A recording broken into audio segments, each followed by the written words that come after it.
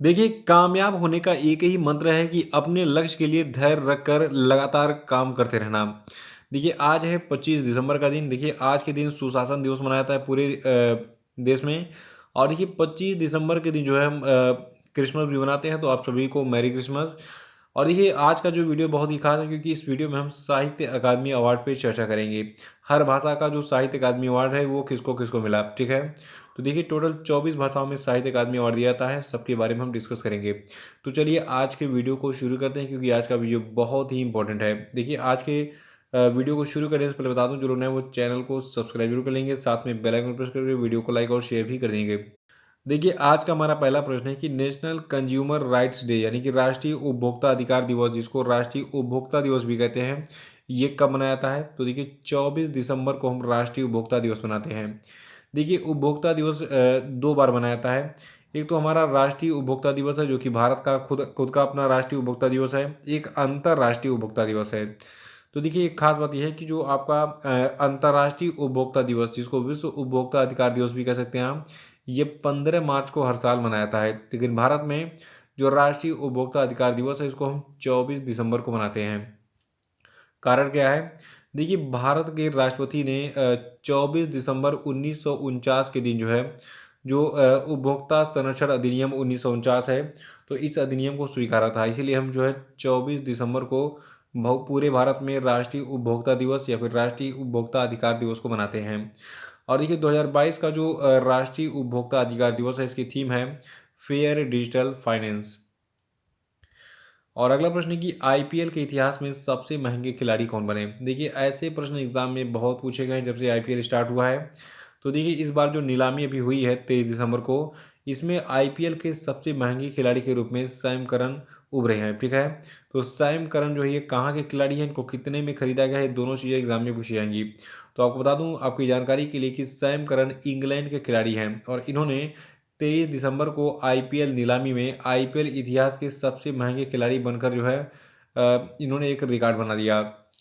देखिए, इनकी बोली 2 करोड़ से स्टार्ट हुई थी, तो 2 करोड़ रुपए की बेस पॉइंट वाले जो आपके सैम करन हैं, इनको भी हाल ही में पंजाब किंग्स ने जो है 18.50 करोड़ रुपए में खरीदा है। देखिए, पंजाब किंग्स के लिए आईपीएल में डेब्यू करने वाले जो आपके सैम करन है, ठीक है, तो इनको एक बार फिर से अपनी पुरानी टीम में शामिल होने का मौका मिला है।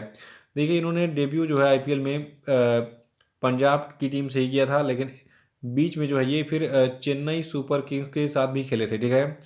तो जो आपके सैम करन है 2020 और 21 में चेन्नई सुपर किंग्स के साथ थे, लेकिन अब जो है ये एक बार फिर से अपनी टीम में वापस हो गए हैं पंजाब किंग्स में।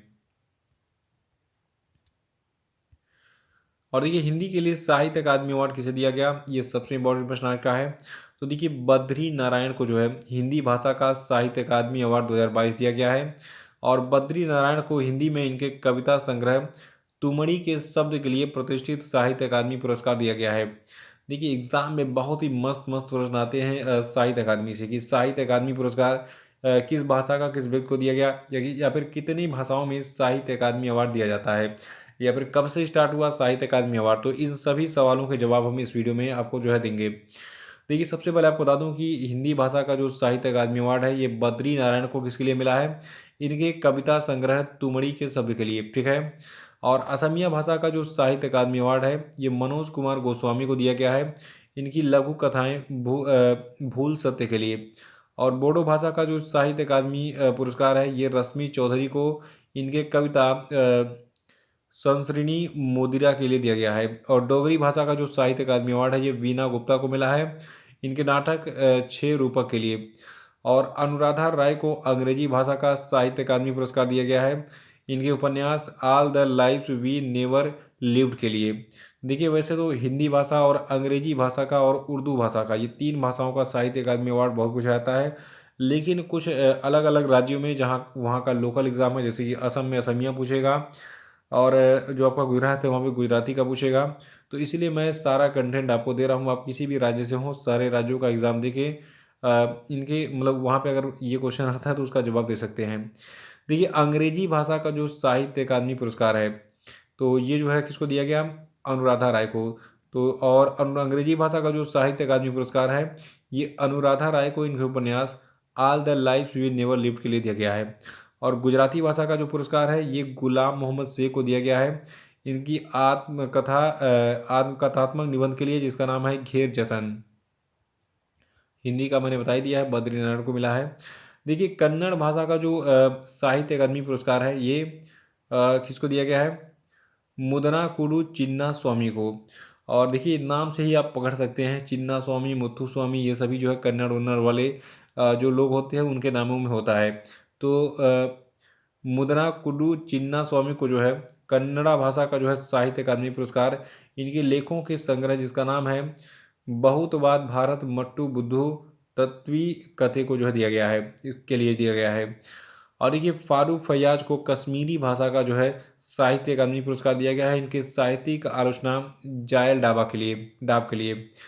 और कोंकणी भाषा का साहित्य अकादमी पुरस्कार माया अनिल खरांगटे को मिला है, इनके उपन्यास अमृत वेल के लिए। और देखिए मैथिली भाषा का जो साहित्य अकादमी पुरस्कार है ये अजीत आजाद को दिया गया है, इनकी कविता पेन ड्राइव मी पृथ्वी के लिए। और मलयालम भाषा का साहित्य अकादमी पुरस्कार एम थॉमस मैथ्यू को दिया गया है, इनके साहित्यिक आलोचना आज सांटे सीता यनम के लिए। और देखिए मणिपुरी भाषा का जो साहित्य अकादमी पुरस्कार है ये जो है कोईजाम शांति बाला को मिला है, इनके कविता लेइरोन नुंग के लिए। और जबकि प्रवीण दशरथ बांदेकर हैं, इनको मराठी भाषा का साहित्य अकादमी पुरस्कार इनके उपन्यास उजब्या सौंदर्य बाहुल्य के लिए दिया गया है। और नेपाली भाषा का जो साहित्य अकादमी पुरस्कार है ये केवी नेपाली को दिया गया है, इनके नाटक साइनो के लिए। ओडिया भाषा का जो साहित्य अकादमी पुरस्कार है ये गायत्री बाला पांडा को दिया गया है, इनकी कविता दया नदी के लिए। और पंजाबी भाषा का साहित्य अकादमी पुरस्कार सुरजीत को दिया गया है, इनकी लघु कथाएं मैं आयन घोष नहीं के लिए। और राजस्थानी भाषा का जो साहित्य अकादमी पुरस्कार है ये कमल रंगा को दिया गया है, इनके प्ले आले खून अम्बा के लिए। और संस्कृत भाषा का जो साहित्य अकादमी पुरस्कार है जो कि इम्पोर्टेंट भी है, ये दिया गया है जनार्दन प्रसाद पांडे मणि को जो है इनके कविता दीप माणिक्यम के लिए। और संताली भाषा का पुरस्कार जो है काजली सोरेन, जो कि जगन्नाथ सोरेन के नाम से जानते हैं, तो इनकी कविता संग्रह सवर्णका बलीरे शरण पंजय के लिए दिया गया है। और देखिए सिंधी भाषा का साहित्य अकादमी पुरस्कार सिंधी साहित्य जो मुख्तसर इतिहास के लिए, जो कि एक साहित्यिक इतिहास है, तो इसके लिए कन्हैयालाल लेखवानी को दिया गया है। और तमिल भाषा का साहित्य अकादमी पुरस्कार एम राजेंद्रन को काला पानी उपन्यास के लिए दिया गया है। और तेलुगु भाषा का जो साहित्य अकादमी पुरस्कार है ये जो है मधुरम थकम नरेंद्र को दिया गया है, इनको इनके उपन्यास मनोधर्म परागम के लिए। और उर्दू भाषा जो कि इम्पोर्टेंट है, इसका साहित्य अकादमी पुरस्कार अनीस अशफाक को इनके उपन्यास ख्वाब साराब के लिए दिया गया है। ठीक है, तो देखिए वैसे तो सारे के सारे इंपॉर्टेंट हैं, सारा नोट कर लीजिएगा, लेकिन हिंदी, अंग्रेजी, उर्दू, गुजराती, राजस्थानी, संस्कृत, इन सब का साहित्य अकादमी पुरस्कार किसको मिला है ये जरूर याद रखिएगा। देखिए साहित्य अकादमी पुरस्कार एक साहित्यिक सम्मान है जिसे साहित्य अकादमी हर साल साहित्यिक कृति को पुरस्कार प्रदान करती है। देखिए भारतीय संविधान की जो 8वीं अनुसूची है इसमें शामिल 22 भाषाओं के अलावा ये पुरस्कार राजस्थानी और अंग्रेजी भाषा सहित कुल 24 भाषाओं में दिया जाता है। और ये पहली बार साहित्य अकादमी पुरस्कार साल 1955 में दिया गया था, इसको जरूर याद रखिएगा। और देखिए साहित्य अकादमी पुरस्कार में विजेताओं को अभी वर्तमान में 1 लाख रुपए का नगद पुरस्कार और एक ताम्रपत्र दिया जाता है। ठीक है, देखिए पहले इसकी राशि कम थी, लेकिन अभी करंट में जो है 1 लाख रुपए का नगद पुरस्कार और एक ताम्र पत्र दिया जाता है। ये ताम्र पत्र कुछ इस प्रकार से दिखता है, यहाँ पे दिखा है साहित्य। ठीक है, और देखिए अगला प्रश्न हमारा है कि अभी हाल ही में किस देश में नया ट्रांसजेंडर कानून पारित किया गया है जिसके बाद वहाँ 16 साल से ऊपर का कोई भी व्यक्ति अपना लिंग बदल सकता है। तो देखिए स्पेन में एक कानून पारित हो गया है कि कोई भी 16 साल का लड़का या लड़की अपना सेक्स चेंज कर सकता है। देखिए ट्रांसजेंडर अधिकार संगठनों के अनुसार ये जो आपका बिल लाया गया है, ट्रांसजेंडर कानून लाया गया है, तो ये बिल जो है LGBT, एल का मतलब हो गया लेस्बियन, जी का मतलब हो गया गे, बी का मतलब है बाइसेक्सुअल, टी का मतलब हो गया ट्रांसजेंडर। ठीक है, तो ये LGBT का मतलब इसको नोट कर लीजिएगा। तो LGBT अधिकारों के लिए पहले और बाद में है। देखिए कुछ नारीवाद प्रचारकों के अनुसार जैविक सेक्स की अवधारणा को लैंगिक आत्मनिर्णय से खतरा है। जैविक सेक्स मतलब हो गया कि एक फीमेल और मेल के साथ जो सेक्स होता है वो नॉर्मल जैविक हो गया। लेकिन अगर एक लड़का लड़की के साथ सेक्स करेगा और लड़की लड़की के साथ करेगी तो उसको अजैविक कहा जाएगा, ठीक है। तो ये बहुत गलत है मेरे हिसाब से, लेकिन आपके हिसाब से सही है या गलत है कमेंट बॉक्स में बताइए। क्या आपके हिसाब से जो समलैंगिक सेक्स है वो सही है या होना चाहिए, इस पर बैन लगना चाहिए कि नहीं, ठीक है। अपनी राय कमेंट बॉक्स में जरूर दीजिए। और देखिए इसरो जो है ये आगामी चंद्रयान 3 मिशन के साथ जो है जो अमेरिका है तो अमेरिका के उपकरणों को भी साथ में ले जाएगा। और इसरो के जो अध्यक्ष हैं एस सोमनाथ, इन्होंने बताया है कि चंद्रयान 3 को जो है जून 2023 में लॉन्च किया जाएगा। और इस लॉन्चिंग में एक रोवर और एक लैंडर को जो है भेजा जाएगा या रखेगा। और देखिए जो आपके प्रोफेसर थलाप्पील प्रदीप हैं, तो प्रोफेसर थलाप्पील प्रदीप को विन फ्यूचर स्पेशल प्राइज 2022 दिया गया है। देखिए जो आपके प्रोफेसर थलाप्पील प्रदीप हैं ये प्रसिद्ध शोधकर्ता हैं और आईआईटी मद्रास के प्रोफेसर हैं। इन्होंने 22 दिसंबर को सफल शोध परियोजनाओं को सम्मानित करने के लिए जो है इनको विन फ्यूचर प्राइज काउंसिल के द्वारा स्थापित विन फ्यूचर प्राइज 2022 दिया गया है। और देखिए जो आपका ये पुरस्कार है विन फ्यूचर स्पेशल प्राइज 2022, ठीक है। ये पुरस्कार वियतनाम की राजधानी हनोई में एक समारोह में पुरस्कार परिषद के अध्यक्ष रिचर्ड फ्रेंड के द्वारा दिया गया है। देखिए इनको जो है भूजल से आर्सेनिक और अन्य भारी धातुओं को हटाने के लिए कम लागत वाली निस्पंदन प्रणाली के विकास के लिए इनको जो है विकासशील देशों के इनोवेटर्स को समर्पित विशेष पुरस्कार जिसका नाम है विन फ्यूचर स्पेशल प्राइज 2022 दिया गया है।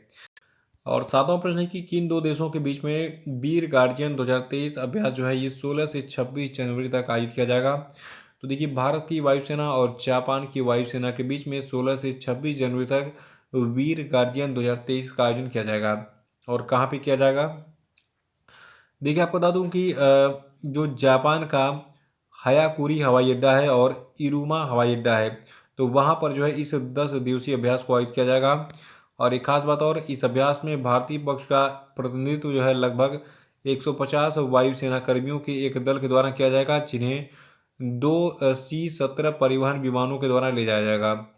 और देखिए खास बात और, इसमें जो है 1 IL-78 मिड एयर रिफ्यूलर और 4 Su-30 MKI लड़ाकू विमान भी शामिल होंगे।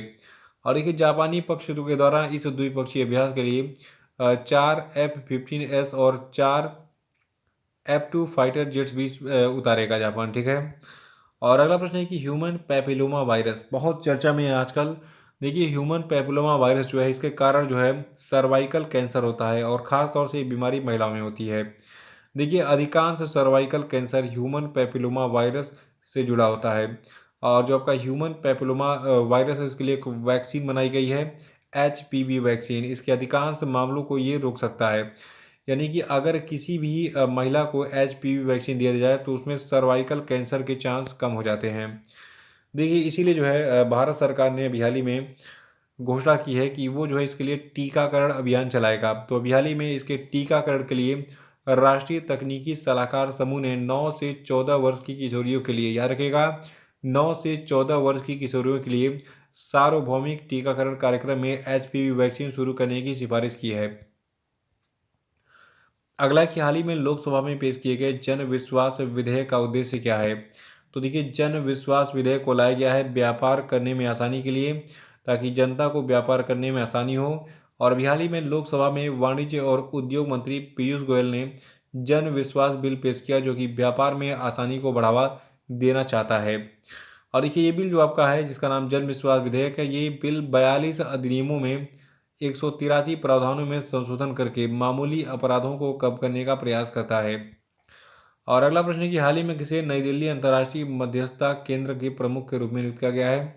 तो देखिए हेमंत गुप्ता को बनाया गया है new Delhi international arbitration centre यानी कि नई दिल्ली अंतर्राष्ट्रीय मध्यस्थता केंद्र का प्रमुख यानी कि चीफ। देखिए जो केंद्रीय मंत्रिमंडल है इसकी नियुक्ति समिति ने सेवानिवृत्त न्यायाधीश न्यायमूर्ति हेमंत गुप्ता को अभी हाल ही में नई दिल्ली अंतर्राष्ट्रीय मध्यस्थता केंद्र में अध्यक्ष के रूप में और इनके साथ में गणेश चंद्रू और अनंत विजय पल्ली को इसके अंशकालिक सदस्य के रूप में अपॉइंट करने की मंजूरी दी है। तो ये थे आपके आज के सभी धमाकेदार प्रश्न और अब हम बात करेंगे आज के सभी क्वेश्चन अपडेट पे बताइए कि राष्ट्रीय किसान दिवस कब मनाया था, बताइए। और सऊदी अरब में भारत के नए राजदूत कौन बने हैं, बताइए। और आपको बताना है कि किस भारतीय रेसलर को United world wrestling rising star of the year award से नामित किया गया, बताइए। और बताना है आपको कि भारत सरकार ने हाल ही में नेजल कोविड वैक्सीन के रूप में किस कंपनी की वैक्सीन को मंजूरी दी है, बताइए। और बताइए कि अभी हाल ही में किस राज्य ने अपने पर्यटन क्षेत्र को उद्योग का दर्जा दिया, बताइए। देखिए, अब हम बात करेंगे कल के पूछे गए सभी क्वेश्चन अपडेट के सूत्रों की। देखिए, जो आपकी पीटी उषा है, इनको राज्यसभा में उपाध्यक्ष पैनल के लिए नामित किया गया है। और द एलिफेंट्स विस्पर्स, ये एक डॉक्यूमेंट्री फिल्म है जिसको ऑस्कर 2023 में डॉक्यूमेंट्री शॉर्ट फिल्म कैटेगरी में नामित किया गया है।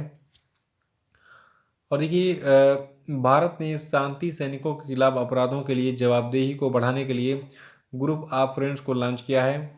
और ब्लॉकबस्टर फिल्म RRR का सॉन्ग नातू नातू ऑस्कर 2023 के लिए शॉर्टलिस्ट हुआ है। इस सॉन्ग के कंपोजर हैं MM कीरावनी।